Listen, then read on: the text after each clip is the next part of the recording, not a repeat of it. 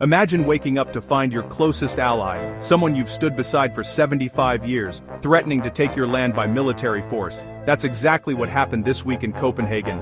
On January 15th, European NATO troops deployed to Greenland in an unprecedented show of solidarity. France, Germany, the UK, Netherlands, Finland, Norway, and Sweden all sent military personnel to a Danish territory. Why? Because the President of the United States just refused to rule out using the US military to seize it. Welcome back. If you watched our Venezuela video, you know we're tracking what some analysts are calling Trump's new Monroe Doctrine. But this is different. This threatens to blow up the most successful military alliance in human history. Let's get the timeline straight.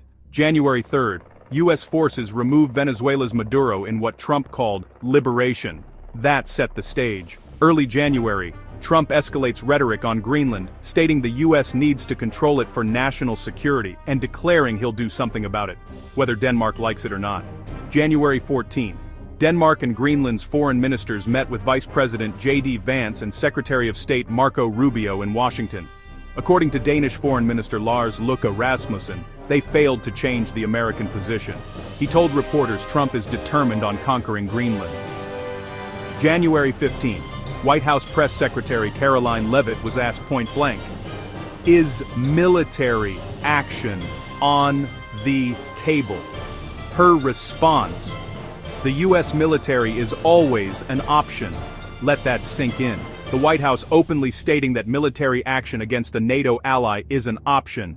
Hours later, European troops arrived in Greenland Thursday, January 16th, today. Trump told reporters he may punish countries with tariffs if they don't support U.S. control of Greenland. He's now using economic warfare to pressure allied nations into accepting American territorial expansion. Denmark's prime minister has been clear, an attack on Greenland would mean the end of NATO. So why Greenland? Why is Trump willing to blow up NATO over an island with 57,000 people? 3 words: location, location, location, and minerals. Greenland sits between North America and Europe, dominating the North Atlantic. The U.S. already operates Patuxent Space Base there, formerly Thule Air Base, which is crucial for missile defense and early warning systems. Under a 1951 treaty, the U.S. has full rights to maintain military bases, but Trump doesn't want access. He wants ownership. Here's where it gets interesting. According to the U.S. Geological Survey, Greenland holds approximately 1.5 million metric tons of proven rare earth element reserves, ranking it 8th globally. The island is home to 2 deposits, Kvanefjeld and Tanbreez, that are among the largest in the world. Rare earths are the minerals that make modern life possible. Smartphones, electric vehicles, wind turbines, military systems. China currently controls about 90% of global rare earth refining. Trump's national security argument is that America needs an alternative supply. There's one small problem with this logic. As industry experts pointed out to CNBC, the United States already has 1.9 million metric tons of rare earth reserves, more than Greenland. If America wanted rare earths, it could simply dig them up domestically. Here's what Trump isn't telling you. No commercial rare earth mining has ever occurred in Greenland. 0. As of January 2026, there are only 2 active mines on the entire island, both small operations for gold and anorthosite. Why? Greenland's Arctic climate is prohibitively harsh. Temperatures can drop below 40 degrees Celsius. Only 20% of the island is ice-free. The mining season is brutally short. There are virtually no roads between settlements. Transportation happens by sea or air. Even if you mined rare earths in Greenland, you'd still need to ship them to China for processing, because China dominates that part of the supply chain too.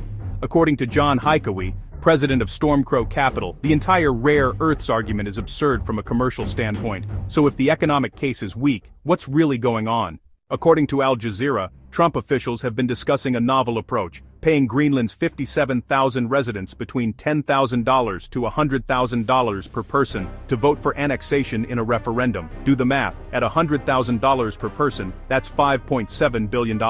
For context, Denmark currently provides Greenland about $768 million annually in subsidies and defense support, roughly $13,500 per person per year. Trump's pitch to Greenlanders? We'll make you rich. One big payout in exchange for sovereignty. The problem? Greenlanders aren't interested. Greenland's Prime Minister Moot Borup Egede has repeatedly stated that Greenland is not for sale, and will never be for sale. In 2009, Greenland achieved self-governance with the explicit right to independence if its people choose.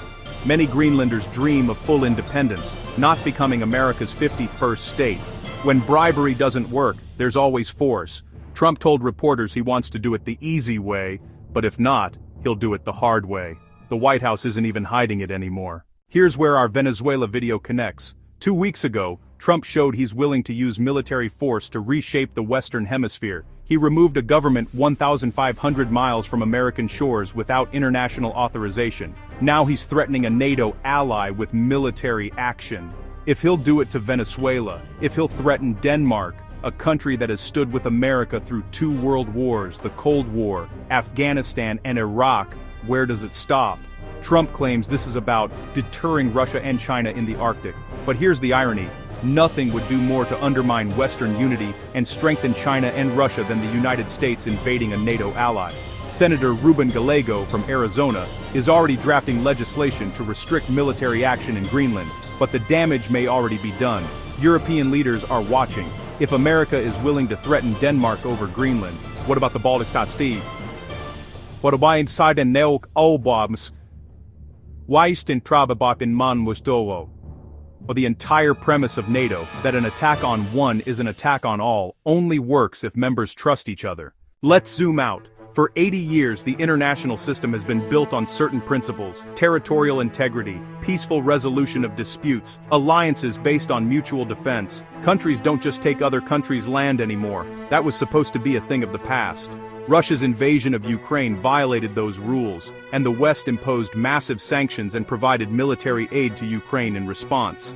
Now America is openly discussing territorial acquisition through military force against an ally. Some will argue this is different, that Trump is just negotiating, that he's using rhetoric to extract concessions. Maybe, but words matter. When the White House says military force is on the table against Denmark, and that sends a signal to every authoritarian regime on Earth. The rules don't matter anymore. China is watching this very carefully. If America can threaten to take Greenland from Denmark, why can't China take Taiwan? Or Russia take more of Ukraine? The irony is staggering. Trump claims he needs Greenland to counter Chinese influence in the Arctic, but his threats are doing more to undermine Western cohesion than 1,000 Chinese mining projects ever could. Here's the question everyone's asking. Is Trump serious, or is this just negotiation theater? Honestly, after Venezuela, we can't dismiss anything. The Atlantic Council argues that even if the US somehow gained control, Greenland's mineral wealth would take a decade or more to develop. The infrastructure doesn't exist. The workforce isn't there. The environmental challenges are immense, but here's what concerns me. None of that seems to matter to the Trump administration. This isn't about rational cost-benefit analysis. This is about optics, about projecting strength, about rewriting the map. Denmark is a country of 6 million people. Greenland has 57,000 residents, most of whom are indigenous Inuit. Neither has a military capable of resisting the United States. The only thing stopping this is NATO unity and American self-restraint. One of those appears to be holding, the other is very much in question. 2 weeks ago, it was Venezuela. Today, it's Greenland. Tomorrow, we're watching the potential unraveling of the post-World War II order in real time. And it's not coming from America's adversaries, it's coming from Washington. What do you think? Is this negotiation tactics or something more dangerous? Drop your thoughts below. Hit subscribe for more analysis on the stories reshaping our world. In the next video, we're diving into Europe's political crisis and why the center is collapsing everywhere at once. See you then.